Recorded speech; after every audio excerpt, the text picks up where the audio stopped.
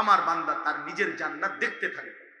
2 number, সিংহাসনে বসে জান্নাতি বান্দা জাহান্নামীদের আযাবের দৃশ্য এখানে বসেই দেখতে থাকে। তাফসীরের মধ্যে আছে জান্নাতি বান্দা নিজের পরিচিত মানুষগুলোকে জাহান্নামের আযাবের মধ্যে দেখবে আর লাফ দিয়ে চিৎকার করে বলবে, হায় বন্ধু, সেদিন যদি আমি তোমার পথে চলতাম তাহলে তো আজ জাহান্নামের এই পরিণতি আমারও হতো।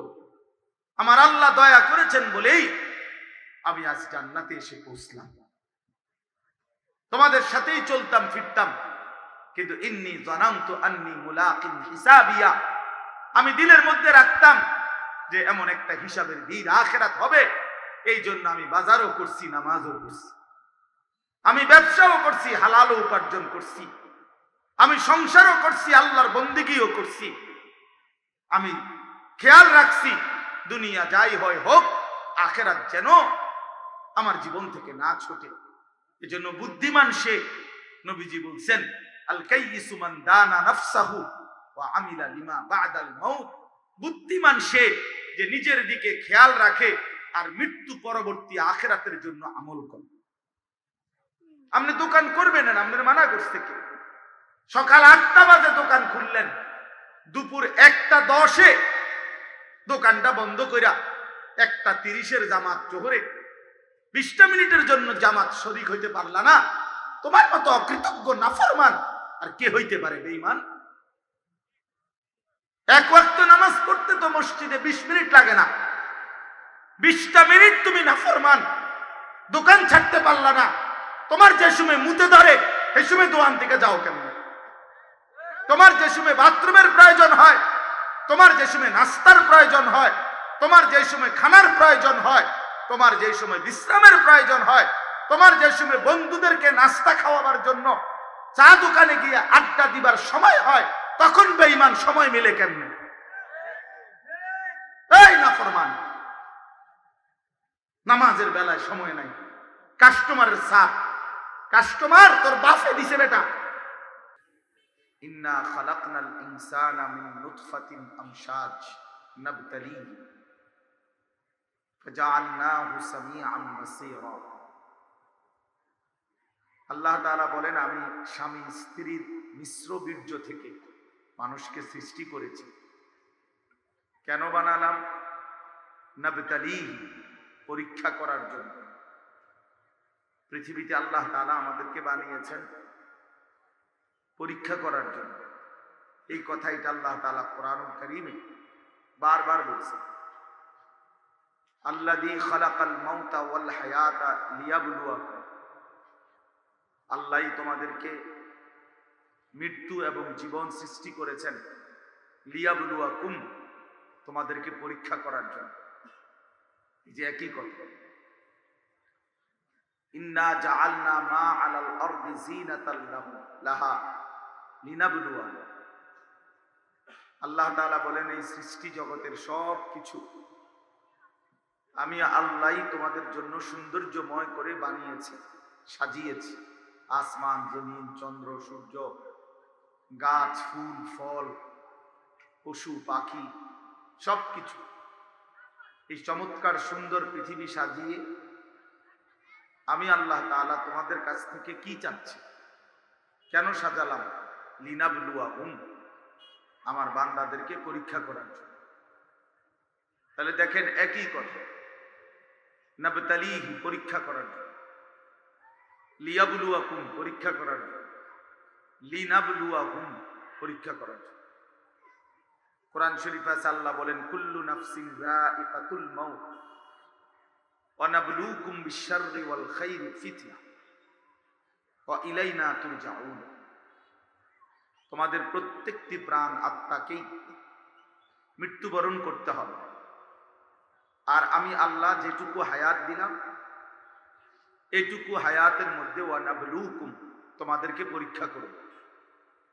এই একই কথা কোরআনুল কারীমে আল্লাহ বলেন, ওয়ালা নাবলুওয়ান্নাকুম বিশাইইন মিনাল খাউফি ওয়াল জু'i ওয়া নাকসিম মিনাল আমওয়ালি ওয়াল আনফুসি ওয়াস সামারাত। অবশ্যই আমি আল্লাহ তোমাদেরকে পরীক্ষা করব কিছুটা ভয়, কিছুটা ক্ষুধা, কিছুটা জান মালের ক্ষতি, মুসিবত, ঘাটতি, কমতি, পেরেশানি দিয়ে। তাহলে একই কথা। আহাসিবান নাসু আন ইউতরাকু আন ইয়াকুলু আমান্না ওয়া হুম লা ইফতানুন। আল্লাহ তাআলা বলে, মানুষ তোমরা কি এই ভেবেছো যে তোমরা শুধুই বলবা আমি মুমিন, মুসলমান, আর আমি আল্লাহ কোনো পরীক্ষা না নিয়ে তোমাদেরকে এমনিতেই ছেড়ে দেব? ওয়া হুম লা ইফতানুন ওয়া লাকাদ ফাতান্নাল্লাযীনা মিন ক্বাবলিহিম। তোমাদের পূর্বেও যারা ঈমানের দাবি করেছিল আমি আল্লাহ তাদের প্রত্যেককেই পরীক্ষা করেছি। প্রিয় ভাই, তাহলে কি বুঝলাম? এতগুলো আয়াত একই কথা। মহান আল্লাহ পাক আমাদেরকে খামখেয়ালির জন্য বানান নাই। শুধু শুধু আমরা প্রত্যেকেই নিজ নিজ পছন্দ মতো, নিজের খেয়াল খুশি মতো, আমার মনের চাহিদা মতো চলবো, যখন যেটা যেরকম আমার কাছে ভাল লাগে, এই জন্য আল্লাহ তাআলা আমাদেরকে বানান নাই।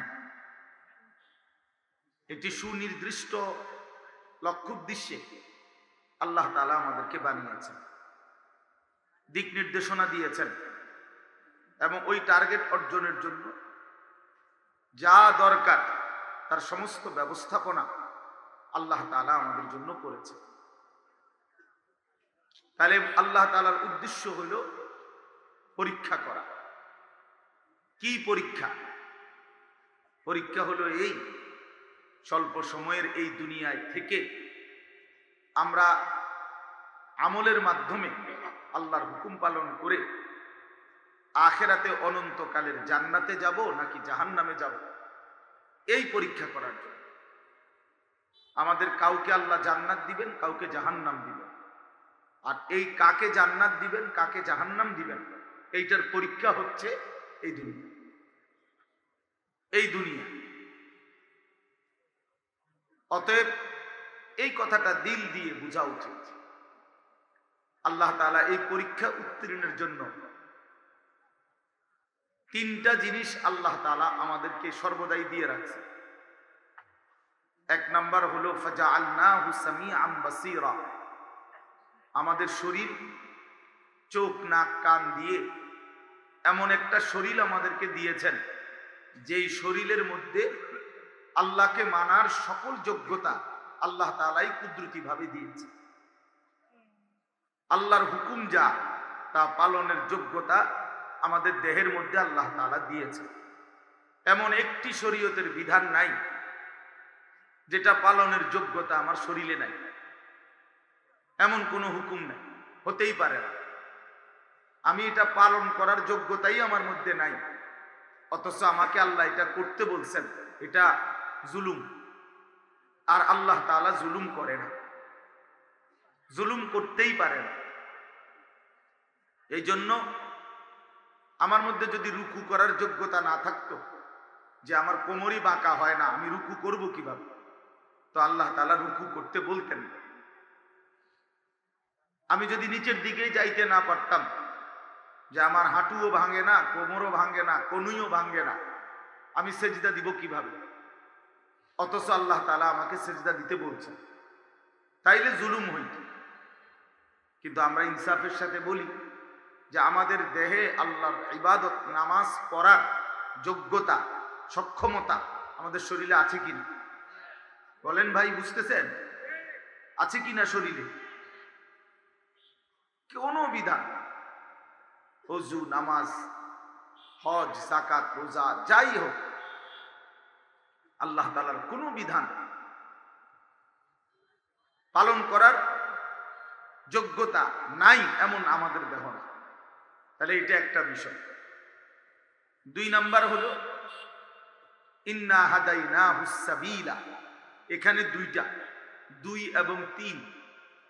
আল্লাহ তাআলা বলেন, আমি তোমাকে আমার হুকুম মানার, পরীক্ষায় পাশ করার, মানে জান্নাতে যাওয়ার যোগ্যতা সম্পন্ন একটা শরীর দিয়েছি।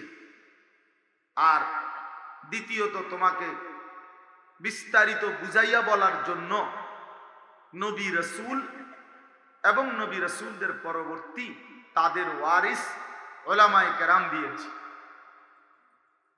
এক জামানা নবী রাসূল সরাসরি বুঝাইছেন, এখন নবী রাসূলদের ওয়ারিস উলামায়ে কেরাম তোমাদেরকে প্রতিনিয়ত তোমাদের পরীক্ষায় উত্তীর্ণের রাস্তা, জান্নাতের রাস্তা, কামিয়াবির রাস্তা দিবা নিশি বিস্তারিত বুঝাচ্ছেন। তাহলে এই ব্যবস্থাপনাটাও আমি আল্লাহ কুদরতি ভাবে তৈরি করছি। কোরআন শরীফে আছে, সুম্মা আওরাসনাল কিতাবাল্লাযীনা ইসতাফাইনা মিন ইবাদিনা। আল্লাহ তাআলা বলেন, আমার রাসূলের উপরে ছেলেরা বাপ এই মোবাইল নিয়া এই অসভ্যতা বন্ধ হবে কোন দিন? হায়, জীবনটা মোবাইলটার উপরেই শুধু সঁপে দিলাম।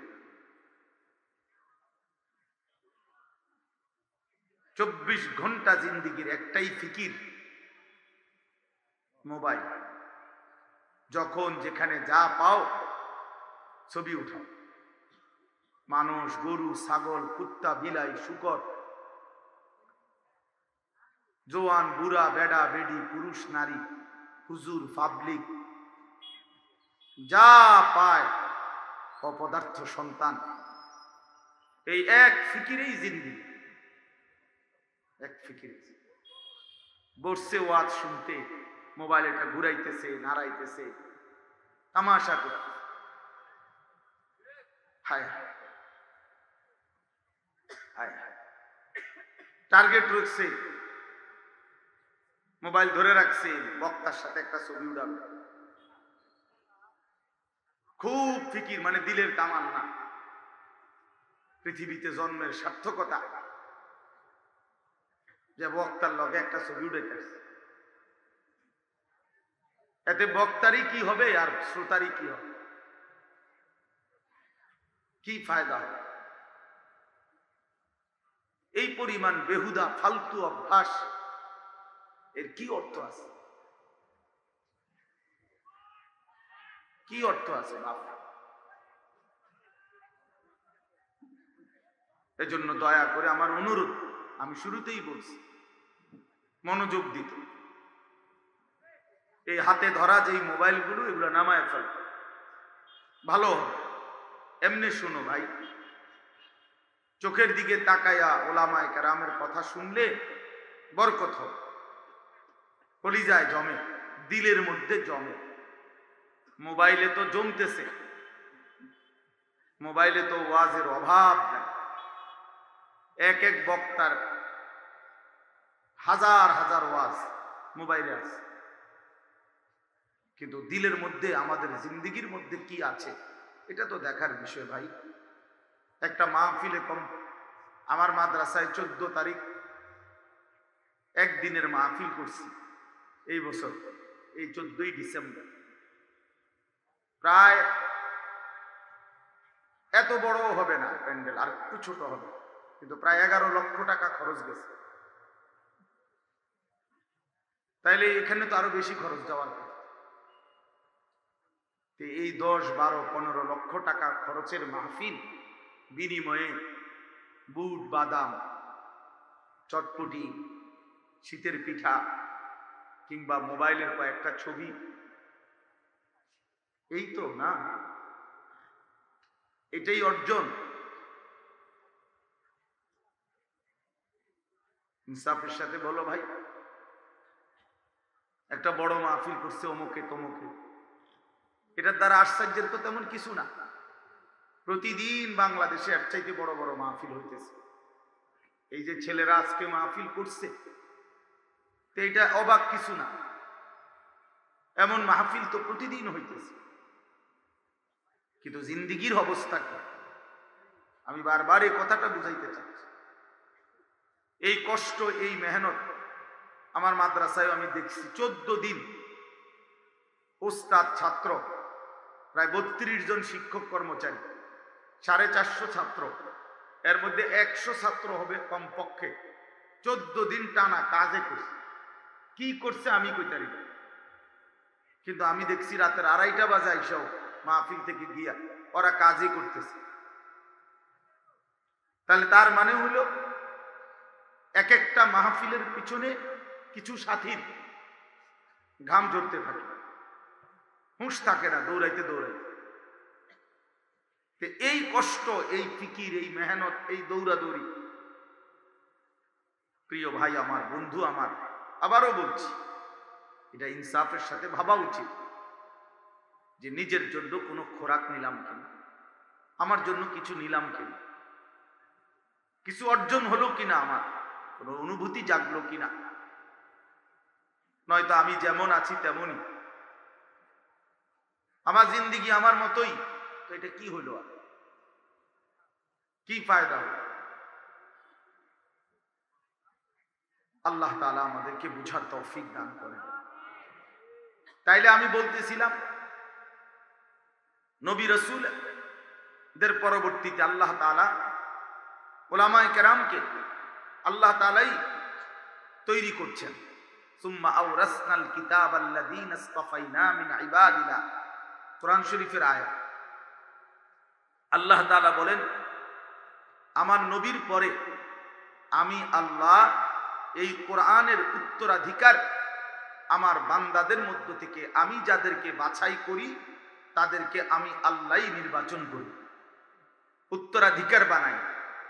এই জন্য যুগে যুগে যারা কোরআনের হামেল হবে, উলামায়ে কেরাম, এটা আল্লাহ তাআলার বাছাই, এটা উলামায়ে কেরাম আল্লাহ তাআলার সিদ্ধান্ত করা, এটা কোরআন শরীফের আয়াত। সুম্মা আওরাসনা অর্থ হলো আমি আল্লাহ ওয়ারিস বানিয়েছি আল কিতাব, কোরআনের, আল্লাযীনা ইসতাফাইনা আমি যাদেরকে বাছাই করি, মিন ইবাদিনা আমার কোটি কোটি বান্দার মধ্য থেকে। সূরা ফাতির, সূরা ইয়াসিনের আগের সূরাতে আছে। আল্লাহ তাআলা বলেন, আমি আমার কোরআনের ওয়ারিস, উত্তরাধিকারী আমি বানিয়েছি। আল্লাহ বানায়, আল্লাহ ইসতাফাইনা বাছাই করে। এজন্য উলামায়ে কেরাম নির্বাচন করে কে? বলেন না কে? আল্লাহ। উলামায়ে কেরাম এই পৃথিবীতে আল্লাহ তাআলা রাখছে। এই জন্য ওই দুই একজনের ষড়যন্ত্রে আপনার সাদ, ওয়াসিফ আর মুআজ আর উসামার মতো এই ভণ্ডদের কারণে উলামায়ে কেরাম পৃথিবী থেকে নিশ্চিহ্ন হবে না, ওই ভণ্ডরাই নিশ্চিহ্ন হবে। ওই প্রতারক, মুনাফিক, গাদ্দার, বিশ্বাসঘাতক, ওরাই পৃথিবী থেকে একদিন পৃথিবীর ঈমান, ইসলাম এবং মুসলমানের বিরুদ্ধে ষড়যন্ত্রকারী, ছদ্মবেশী মুনাফিক, তাদের নামের লিস্টিতে একদিন সাদ নিজের নামও দেখবে। বাংলাদেশের ওয়াসিফও একদিন দেখবে যে ওলামা বিদ্বেষী কারা ছিল বাংলাদেশে, তো তাদের মধ্যে তার নাম উঠবে, এই গাদ্দারের নাম উঠবে, কোন সন্দেহ নেই। শহীদের পবিত্র রক্ত ঝরিয়ে, ইমানদারের খুন ঝরিয়ে, মুমিনের খুন ঝরিয়ে কোন বেঈমান, কোন জালেম পৃথিবীতে ইতিপূর্বে টিকে নাই, এই জালেমরাও টিকবে না, এটাই সত্য। অতএব ভাইয়া, আল্লাহ তাআলা উলামায়ে কেরামকে রেখেছেন জমিনে আমাদেরকে জান্নাতের রাস্তা, পরীক্ষায় কামিয়াবি উত্তীর্ণের রাস্তা চিনাইবার জন্য। আর 3 নাম্বার হলো আল্লাহ তাআলা বুঝবার জন্য কিতাব, এই কোরআনুল কারীম আমাদের সামনে দিয়েছেন। তো সহজ কথা কি দাঁড়াইল? আল্লাহ তাআলা বললেন, আমি পরীক্ষার জন্য তোমাদেরকে বানিয়েছি। এবার পরীক্ষায় উত্তীর্ণের জন্য 3টা ব্যবস্থা দিছি। 1 নাম্বার, তোমাকে এমন একটা শরীর দিছি যেই শরীরে তুমি জান্নাতের যাবতীয় আমল করতে পারবা, তুমি চাইলেই পারবা, পাশ করতে পারবা। 2 নাম্বার, তোমাকে বিস্তারিত বুঝাইয়া বলার জন্য নবী, রাসূল এবং তাদের পরবর্তী ওয়ারিস উলামায়ে কেরামকে পাঠিয়েছি। 3 নাম্বার, বুঝবার জন্য কিতাব কোরআন দিয়েছি। বুঝতেছেন কথাটা? মানার মতো শরীর দিয়েছে, বুঝাইয়া বলার জন্য ওলামায়ে কেরাম দিয়েছে, বুঝবার জন্য কিতাব দিয়েছে। এবার আল্লাহ নিজেই বলেন ইম্মা শাকিরাম ওয়া ইম্মা কাফুরা। আমি এবার লক্ষ্য রাখতেছি, এবার তুমি ফয়সালা করো, হয়তো তুমি আমি আল্লাহর কৃতজ্ঞ অনুগত বান্দা হবে, অথবা কাফুরা আমি আল্লাহর অকৃতজ্ঞ নাফরমান বান্দা হবে। তুমি সিদ্ধান্ত। যদি তুমি আমার অনুগত হও তাহলেও পুরস্কার আছে, যদি তুমি আমার অবাধ্য হও তাইলেও শাস্তি আছে। ইন্না আ'তাদনা লিল কাফিরিনা সালাসিলা ওয়া আগলালা ওয়া সাঈরা। আল্লাহ বলেন আমি আমার অবাধ্য নাফরমান বেঈমান পাপী বান্দাদের জন্যই প্রস্তুত করেছি আগুনের শিকল, আগুনের বেড়ি এবং জাহান্নামের প্রজ্বলিত আগুন রেডি আছে। আর ইন্নাল আবরারা ইয়াশরাবুনা মিন কাসিন কানা মিজাজুহা কাফুরা আইনান ইয়াশরাবু বিহা ইবাদুল্লাহি ইউফাজ্জিরুনাহা তাফজীরা। আর আমার নেককার বান্দা অনুগত বান্দা জান্নাতের শরাব, কাফুর মিশ্রিত সুগন্ধি শরাব, জান্নাতের সর্বোত্তম পানীয় আমি আল্লাহর পক্ষ থেকে পান করবে এবং জান্নাতি নাজ ও নিয়ামতের মেহমানদারিতেই চিরদিন থাকবে। তাইলে প্রিয় ভাই আমার, আমি এই কথাটা খোলাসা বললাম, লম্বা বয়ান করা আমার মাকসাদ না। আমি অন্য সূরা থেকে পড়ছি, এটা বলতেছি এখন। প্রথম সারাদিনের এই সবগুলো বয়ানের শেষ মাথায় আইসা এই কথাটা বলব যে ইনসাফের সাথে বিবেকের প্রশ্ন করে নিজের সাথে বোঝাপড়া করা উচিত। ইজা সাররাতকা হাসানাতুকা ওয়া সাআতকা সাইয়্যাতুকা ফাআনতা মুমিন। নবী সাল্লাল্লাহু আলাইহি সাল্লাম বলেন, তোমার নেক আমল করলে যদি খুশি লাগে, গুনাহ এবং নাফরমানি করলে যদি কষ্ট লাগে, তাহলেই বুঝবে তুমি মুমিন। তুমি ইমানদার আছো কিনা, মুসলমান এখনো আছো কিনা, এটা বুঝার উপায় কি? আমি এখনো মুসলমান কিনা এটা বুঝার উপায় নবীজি বলছেন। যদি নেক কাজ করলে তোমার ভালো লাগে, খুশি লাগে, আল্লাহর নাফরমানি করলে, মন্দ কাজ করলে কষ্ট লাগে, ব্যথা লাগে, অশান্তি লাগে, অস্থিরতা লাগে, তাহলেই তুমি মুমিন। যদি এর থেকে নিচে নেমে যাও তো ধরে নাও তোমার ঈমান চলে গেল। অর্থাৎ বছরের পর বছর, দিনের পর দিন তুমি গুনাহ করতেছ, আল্লাহর নাফরমানি করছো, কিন্তু তোমার কলিজার মধ্যে কোনো ব্যথাও নাই, লজ্জাও নাই, শরমও নাই, অনুভূতিও নাই, বিবেকও নাই। দিল মরে গেছে, বিবেক মরে গেছে, তুমি এক টানা লাগাতার নাফরমানি করছো, তো ধরে নাও তোমার ঈমান হারিয়ে গেছে। 365 দিন একটা ছেলে, তোমরা ভাবো ভাইয়া, আমি প্রতিদিন বলি এ কথা, 365 দিনে এক বছর, একটি বছরে কোনো দিন তোমরা যারা ফজরের নামাজ পড়ো না, কোনো দিন মুসলমানের যে ছেলে মেয়ে সন্তান কোনো দিন ফজরের নামাজ পড়ে নাই, একটা বছর কোনো দিন, চিন্তা করে দেখেন তার ঈমানের কি হালাত, তার ঈমানের কি হালাত। সে কি পরিমাণ আল্লাহকে ভুলে গেছে, সে কি পরিমাণ আখিরাতকে ভুলে গেছে, সে কি পরিমাণ পরকালকে ভুলে গেছে। 30 বছর ধরে মনে করেন ব্যবসা করে, তো প্রতিদিন ওজনে কম দেয়, তো এই নাফরমান কি পরিমাণ আল্লাহকে ভুলছে।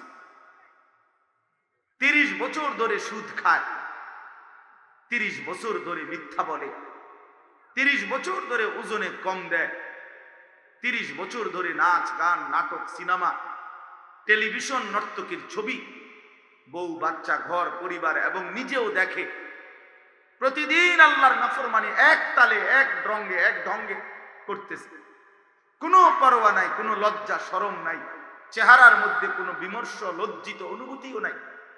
60 বছর 50 বছর সবার সামনে প্রকাশ্যে সুদ কিস্তি বাটপারি ধোঁকাবাজি করতেছে। বলেন এই নাফরমানের ঈমানের হালাত কি, তার আখিরাতের হালাত কি, তার কবরের ফিকির কি? সে পরকালকে কি পরিমাণ ভুলছে।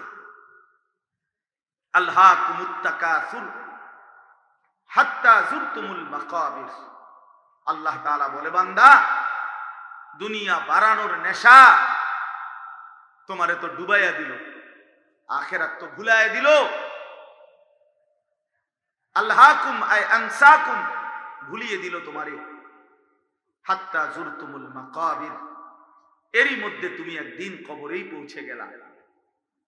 দেখতে দেখতে দোকানও আছে, মালও আছে, ঘরও আছে, পরিবার আছে, এগুলো গুছাইতে গুছাইতে হয়তো দোতলার ছাদ ঢালাই এখনো হয় নাই, হয়তো ওই 10 শতক জমির টাকা দেওয়া সুদ হয় নাই, হয়তো দোকানের বাকি সবগুলো টাকা দেওয়া হয় নাই। এরই মাঝে একদিন তুমি কবরেই পৌঁছে গেল। দুনিয়া গুছাইতে পারো নাই, সাজাইতে পারো নাই, কিন্তু আমি আল্লাহকেও ডাকতেও পারো নাই এই ছোট্ট একটা দোকানের জন্য।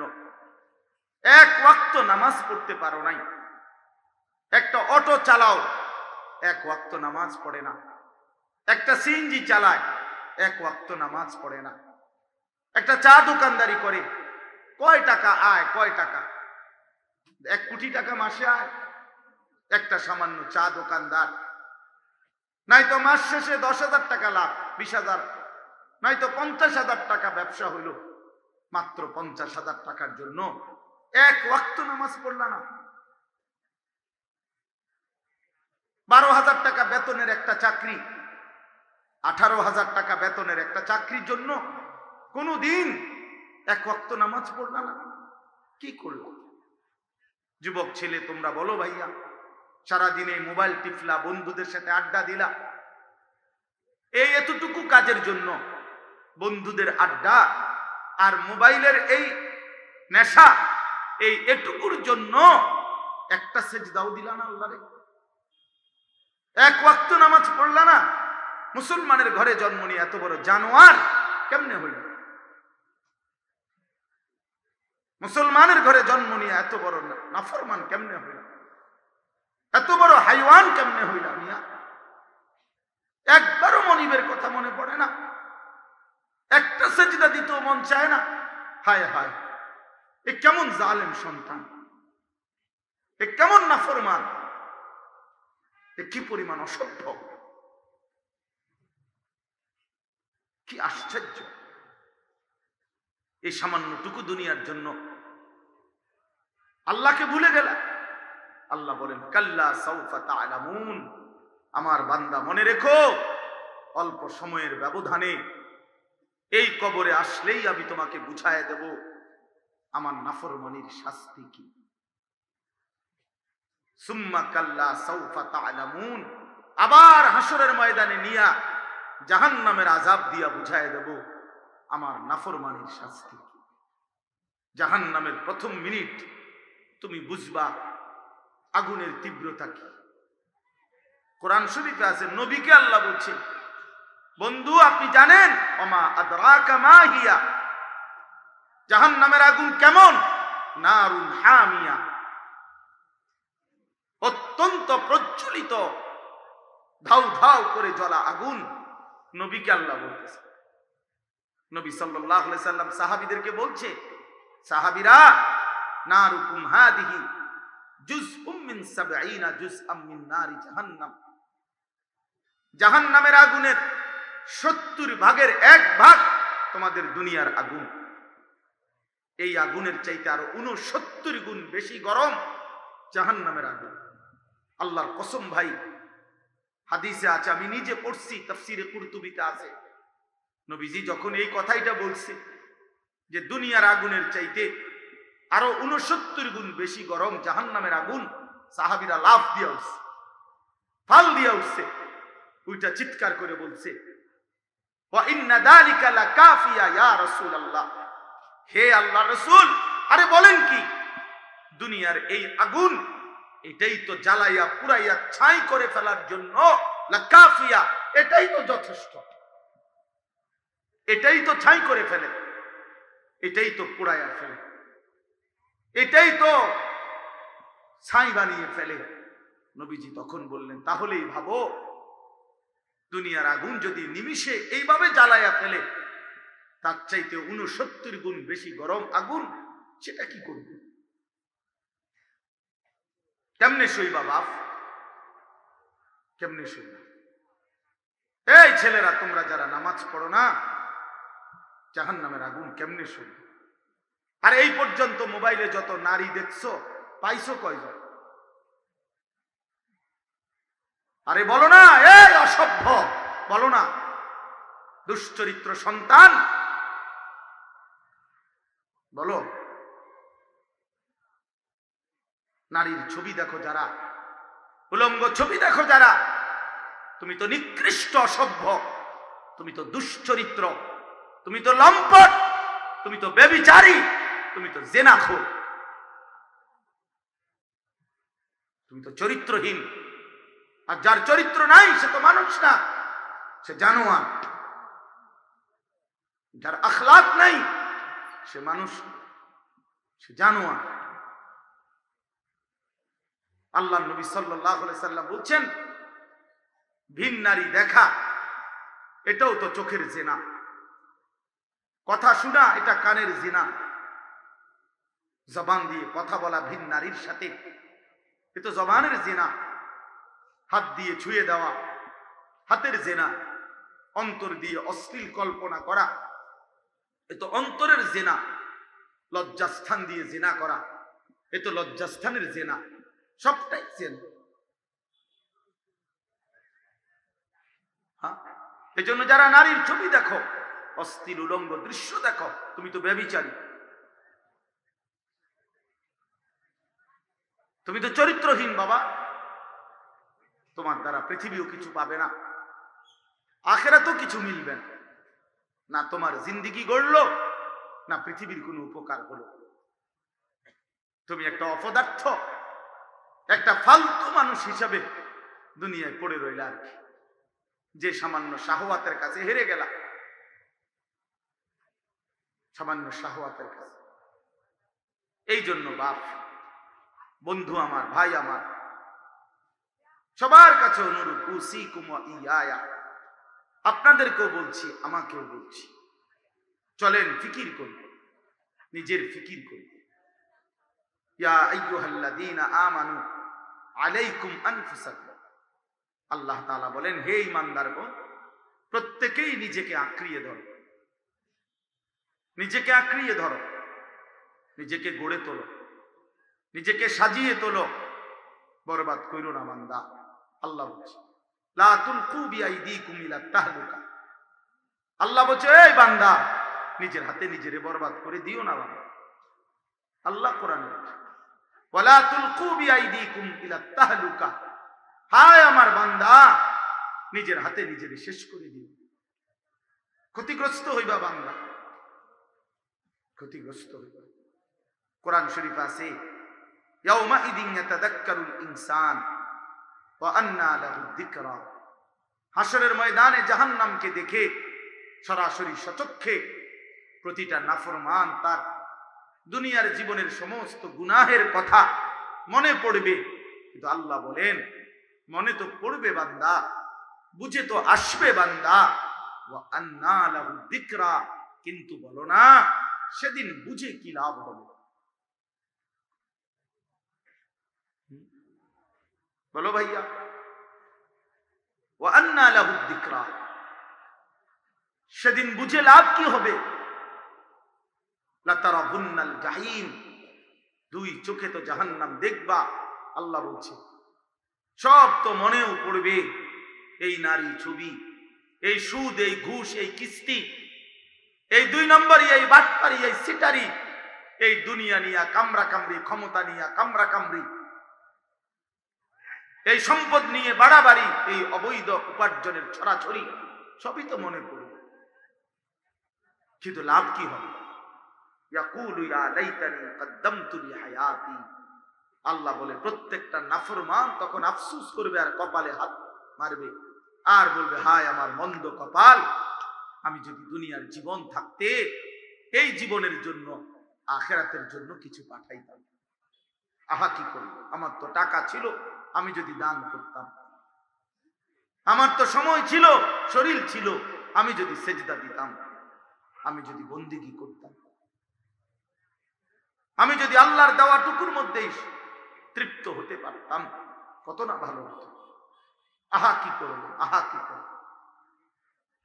প্রিয় বন্ধু আমার, বাপ আমার, অতএব আমরা প্রত্যেকেই এটা ফিকির করা চাই, আমাদের প্রত্যেকের এটা উচিত। আমি এই সুন্দর মাহফিল, এই বর্ণাঢ্য এত বড় ইন্তেজামের মধ্যে আমি সবাইকে এটা বললাম, আমার এটাই আমার মূল নসিহত। জিন্দেগি সুন্দর করে, জীবন সুন্দর করে। সারা পৃথিবীর মতো বাংলাদেশেও ইসলাম মুসলমানের বিরুদ্ধে প্রতিদিন নিত্য নতুন ষড়যন্ত্র। সারা পৃথিবীর দুশ্মন চাচ্ছে ভাইয়া বাংলাদেশেও মুসলমানের অবাধে রক্ত ঝরুক।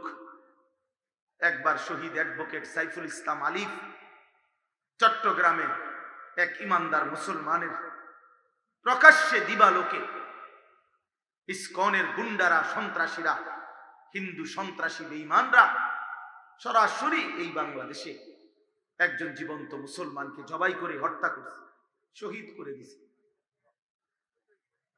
আরেকবার এখন আবার এই 18ই ডিসেম্বর টঙ্গীর ইজতেমার মাঠে রাত গভীরে অন্ধকারের মধ্যে ইমানদার মুসলমান, সারাদিন সারা পৃথিবীর মুসলমানরা ইজতেমার ময়দানে আসবে আল্লাহর ইবাদতের জন্য, সেই কাজ করে ইমানদার মুসলমান যারা 5 ওয়াক্ত নামাজ পড়ছে, এই মানুষগুলো রাত্রি গভীরে ঘুমাইছে, সেই মানুষগুলোর উপরে, ঘুমন্ত মানুষগুলো ইমানদার মুসলমানের উপরে মুসলিম পরিচয়ধারী ছদ্মবেশী কিছু মুনাফিক, এই সাদের অনুসারী কিছু গুন্ডা, কিছু সন্ত্রাসী রাত গভীরে অতর্কিত আক্রমণ করে ইমানদারের রক্তে টঙ্গীর জমিন ভাসায় ফেলছে।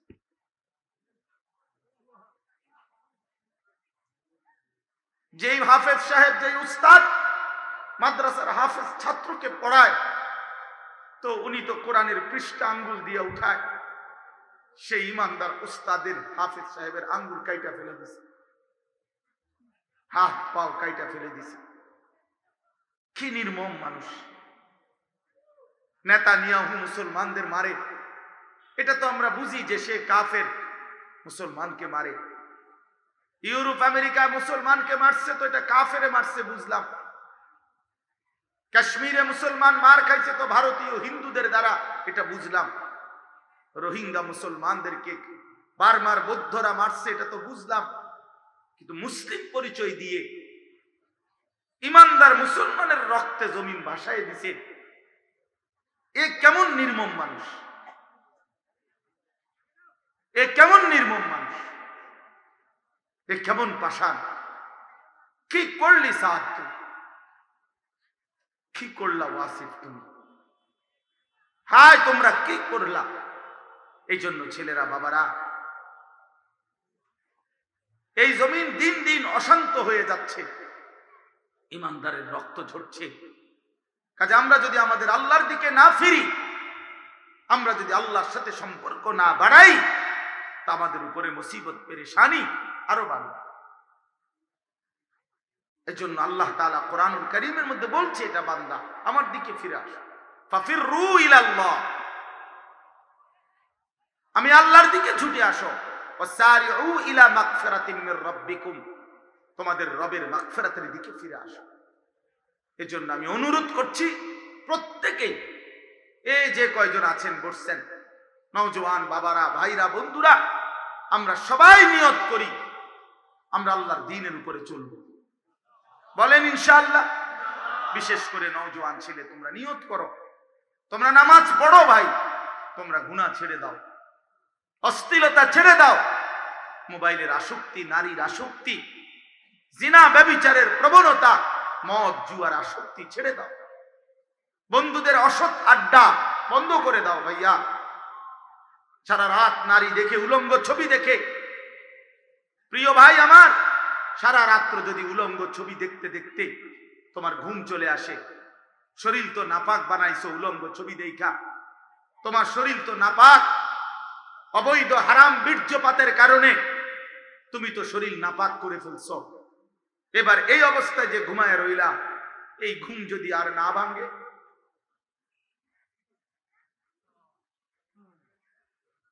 এই রাত যদি আর তোমার জন্য ভোর না হয়, আর যদি তোমার চোখ না মেলে,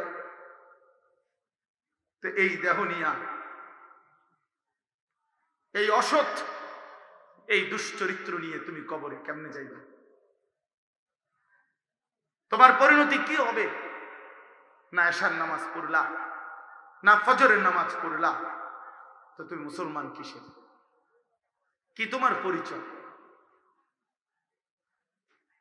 আল্লাহ আমাদেরকে বিবেক দান করেন, আল্লাহ আমাদেরকে আখলাক দান করেন, আল্লাহ তাআলা আমাদেরকে ফিকির দান করেন। এবার শুনেন আয়াতগুলোর তরজমা, তাইলেই আমার কথা শেষ। যেই 5টি আয়াত আমি পড়েছি, 30 নম্বর পারা, 83 নম্বর সূরা, সূরাটার নাম হলো তাতফিফ। এই সূরার 5টি আয়াত আল্লাহ তাআলা বলেন, ইন্নাল আবরারা লাফি নাঈম। আমার নেককার বান্দারা, আমার ইমানদার বান্দাগণ, আমার সৎকর্ম পরায়ণ, আমার হুকুম মানছেন, আহলুত তাআতি ওয়াস সিদক, যারা সর্বদাই সত্যের উপরে ছিল, আমি আল্লাহর আনুগত্যের উপরে ছিল, আল্লাহ তাদের পুরস্কার শুনাইতেছে। ইন্নাল আবরারা লাফি নাঈম, আমার সেই সৎকর্ম পরায়ণ নেককার বান্দাগণ আখিরাতে নেয়ামতে পরিপূর্ণ জান্নাতেই বসবাস করবে, নেয়ামতে ভরা। ইজা রাআইতা সাম্মা রাআইতা নাঈমান ওয়া মুলকান কাবীরা। আল্লাহ বলে, আমার বান্দা যখন জান্নাতে ঢুকবে, তো জান্নাতের নেয়ামত দেখবে, তো আবার দেখবে, আবার দেখবে, আবার দেখবে, ঘুরে ঘুরে চোখ ফিরায় ফিরাইয়া বারবার দেখবে। দেখতে দেখতে আমার বান্দা বুঝবে যে আল্লাহ তাআলা তাকে নিয়ামতে ভরা এক বিশাল সাম্রাজ্য দান করছে, মুলকে কবীর, অনেক বড় সাম্রাজ্য। আল্লাহ তাআলা বলেন এখানে, আমার বান্দা নিয়ামতে পূর্ণ জান্নাতে বসবাস করবে। আলাল আরাইকি ইয়ানদুরুন। আল্লাহ তাআলা এরপরে বলেন, জান্নাতের সিংহাসনে বসে আমার বান্দা জান্নাতি দেখতে থাকবে। কি দেখবে? 3টা জিনিস দেখবে। 1 নাম্বার হলো, আল্লাহ তাআলা তাকে যে সুবিশাল জান্নাত দান করছে, এই জান্নাত পুরাটা নিয়ামতে পূর্ণ, এক নজরেই সিংহাসনে বসে দেখতে থাকে পুরা জান্নাত। তাহলে জান্নাত কত বড়? এই প্যান্ডেলের অর্ধেক। কি বলেন?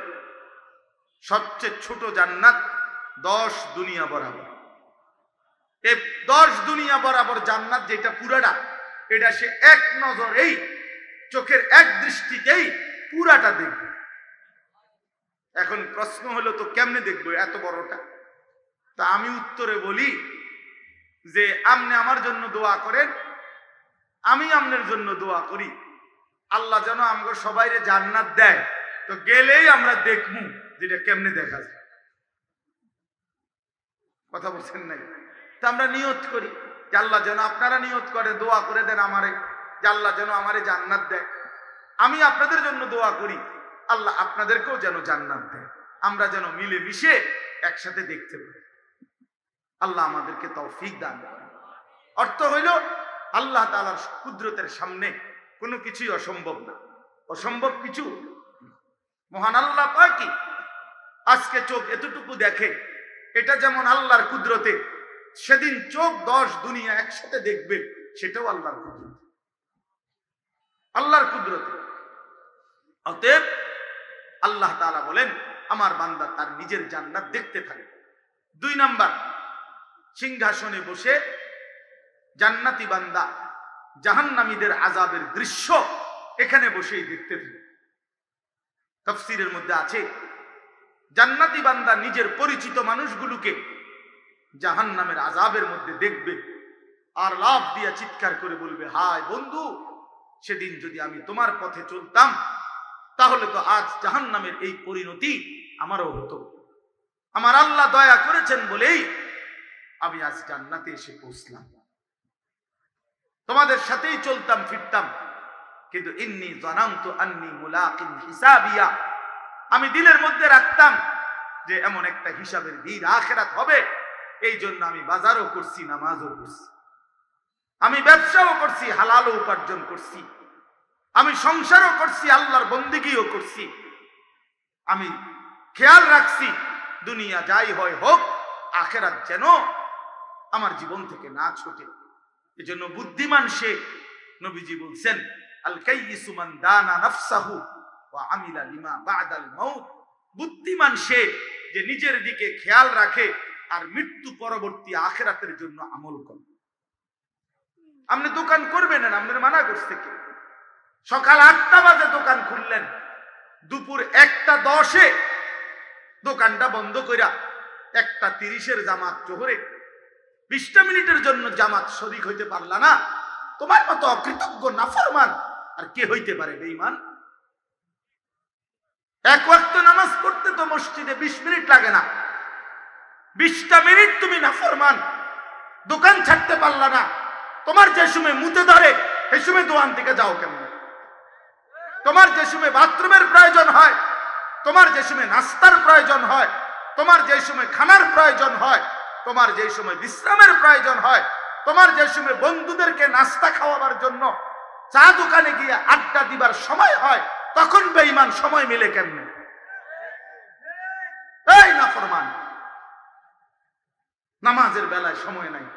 কাস্টমারের চাপ, কাস্টমার তোর বাপে দিছে বেটা, তোর উপার্জন তো আল্লাহ তাআলা দিয়েছে, আল্লাহ তাআলা দিয়েছে, সেই মালিককে ভুলে যাওয়া।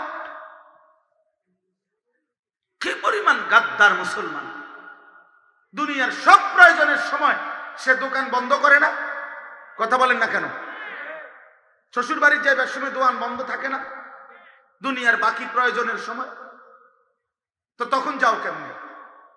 নাস্তার টাইমে তোমার দোকানে কাস্টমার নাই, তুমি দুপুরের খানা খাও না, রাতের খানা খাও না, দুনিয়ার সব প্রয়োজনের জন্য ওই বন্ধুরে নিয়ে ওই দোকানে মোগলাই পরোটা আর 1 কাপ চা আধা ঘন্টা লাগাইয়া খাইছে, গপ মারছে, কই ওই সময় দোকানের অসুবিধা হয় নাই।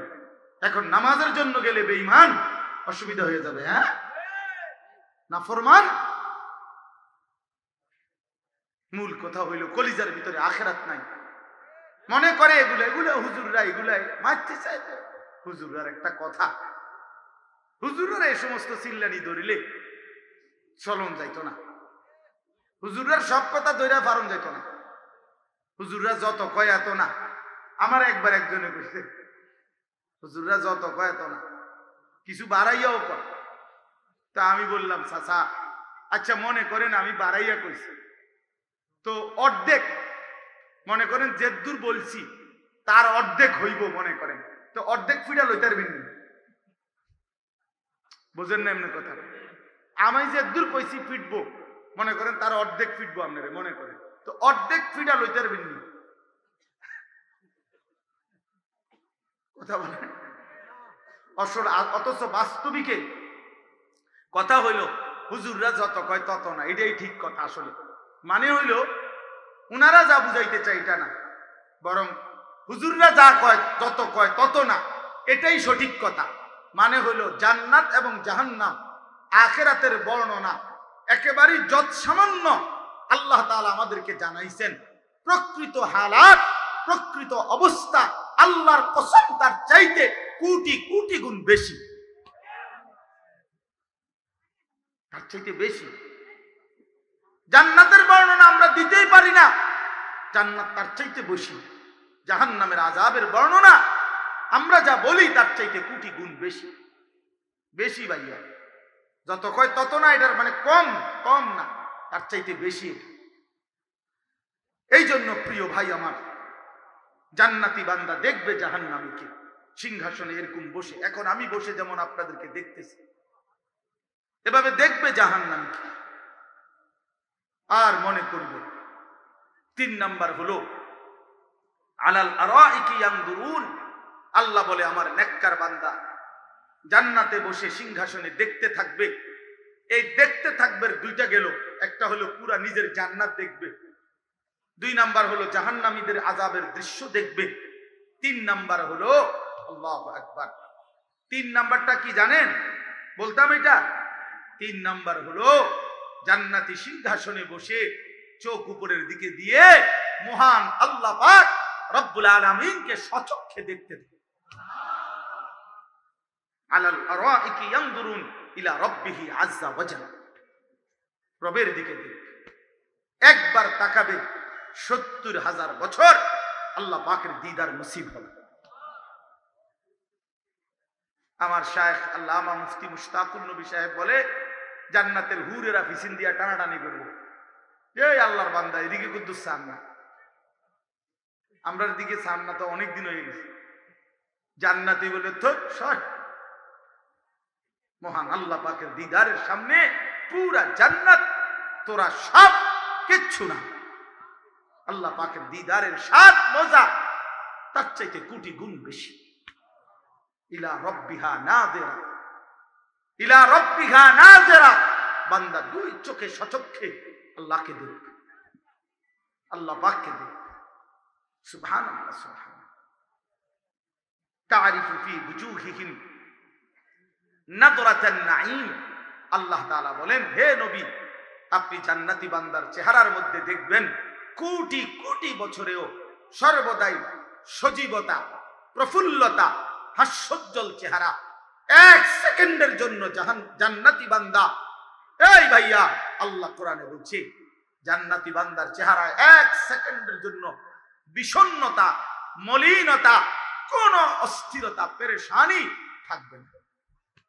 এর বিপরীতে কোরআন শরীফে আছে, লা ইউফাত্তারু আনহুম ওয়া হুম ফীহি মুবলিসুন। প্রিয় বন্ধু আমার, জাহান্নামী, আল্লাহ কোরআনে বলছে 1 সেকেন্ডের জন্য আযাবের বিরতি হবে না, আর কোনদিন তার চেহারার মধ্যে হাসি ফুটবে। জাহান্নামীর চেহারা কোনদিন হাসি ফুটবে না, কোনদিন না, কোনদিন না। এরপরে আল্লাহ বলেন 4th আয়াত, ইউসকাউনা মির রাহিকিম মাখতুম, আমার জান্নাতি বান্দাকে, আমার নেককার বান্দাকে জান্নাতের মধ্যে যে শরাব, যেই পানীয় পান করানো হবে সেটা হবে রাহিকিম মাখতুম। প্রত্যেকটা বোতল, প্রত্যেকটা গ্লাস আলাদা আলাদা সিল মারা, মোহর মারা। 1 বোতল 2 জনে, 1 বোতল 3 জনে, এমন না।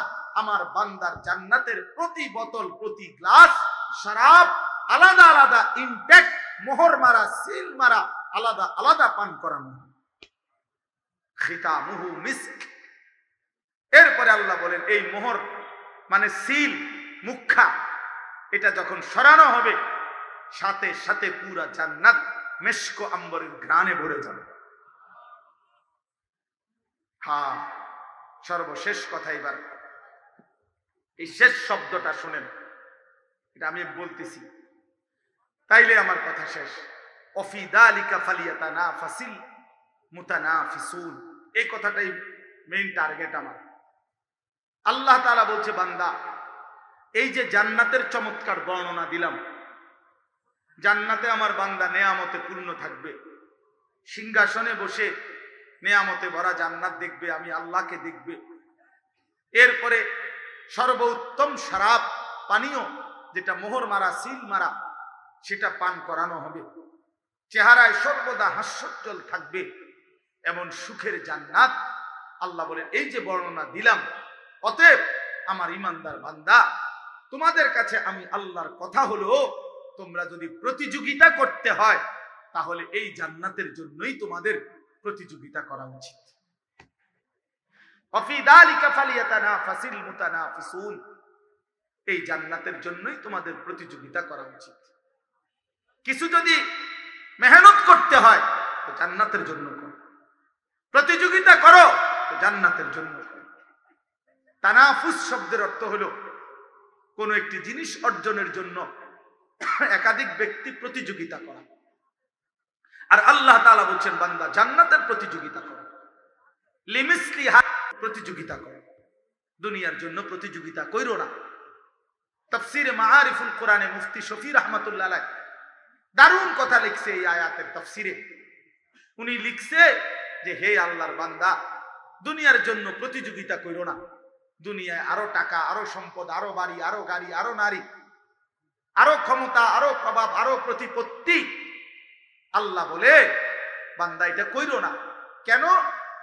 একটা দারুণ কথা, সহজ কথা। মুফতি শফি রহমতুল্লাহ বলছে, হে আল্লাহর বান্দা, ভেবে দেখো যে দুনিয়ার প্রতিযোগিতায়, দুনিয়া বাড়ানোর নেশায়, এই প্রতিযোগিতায় তুমি যদি জিতেও যাও তাইলেও তুমি মরে যাবা, তুমি যদি হেরেও যাও তাইলেও মরে যাবে। তার লাভ হইল কি? আজকে 50 বছর লাগাইয়া এত 9-6, এত সুদ, এত ঘুষ, এত কিস্তি, এত দুর্নীতি, এত চিন্তায়, এত বাটপারি, এত হারাম উপার্জন, এত দান্দা কইরা মাত্র সব গুছাইলাম, এরই মধ্যে মরে গেলাম।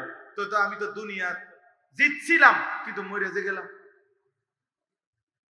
বুঝেন নাই কথা? লাভ হলো কি? এই জন্য উনি বলেন দুনিয়ার প্রতিযোগিতা করে লাভ নাই। এখানে জিতলেও তুমি মরে যাবা, এখানে হারলেও তুমি মরে যাবে। দুনিয়া বাড়াইয়া 1 নম্বর হইলেও সে কবরে চলে যাবে। দুনিয়া বাড়াইতে গিয়া 100 নম্বর হইল, লাস্ট নাম্বার হইলেও সে মরে যাবে। তাহলে লাভ কি?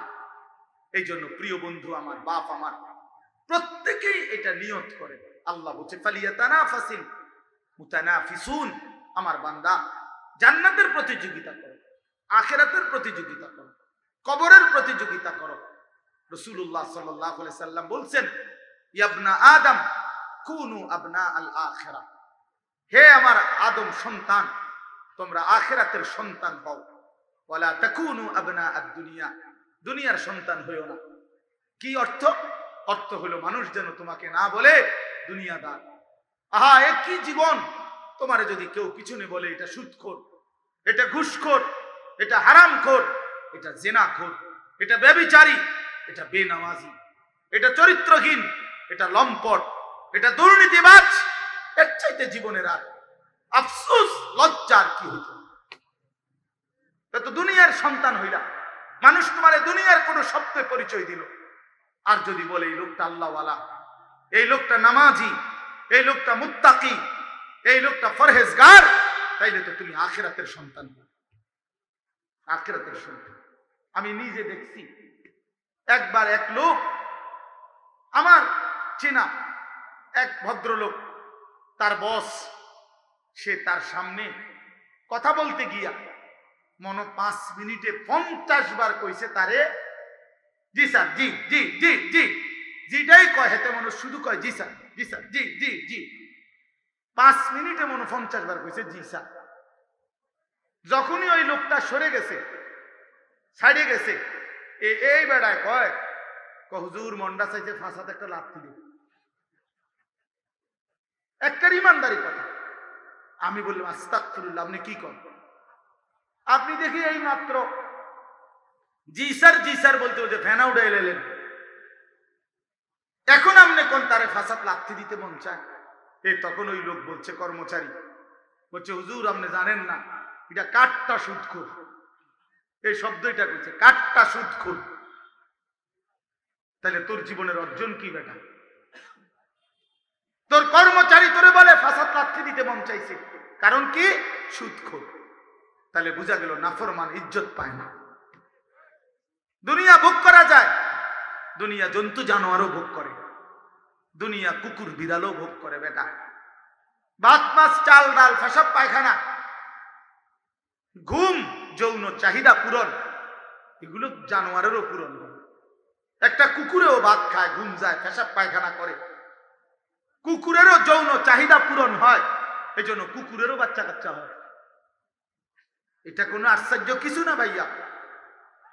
আলাদা কিছু আল্লাহকে চিনা, আখিরাতকে চিনা, আল্লাহকে সেজদা করা, আল্লাহর গোলামি করা, এটা আলাদা কিছু, এটা বিশেষত্ব। অতএব এই রাত গভীরে আমি আমার এতটুকুই কথা বললাম।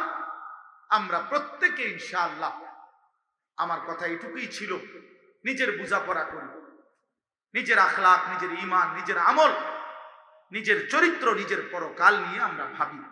আল্লাহ তাআলা আমাদেরকে তৌফিক দান করেন। আল্লাহ তাআলা এই সুন্দর মজমা কবুল করে নেন, এই মাহফিলকে কায়েম দায়েম করে দেন। আল ইখওয়ান ইসলামী যুব সংঘ চুনারু ঘাট আল্লাহ তাআলা কবুল করে নেন, আমিন।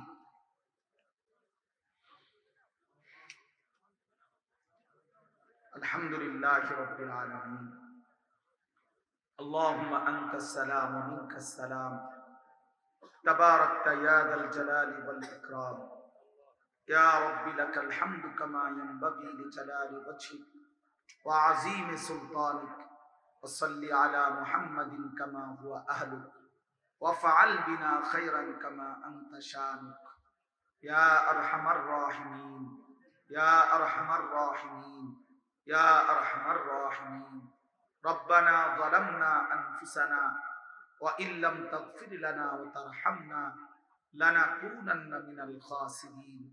রব্বানা আতিনা ফিদ দুনিয়া হাসানাহ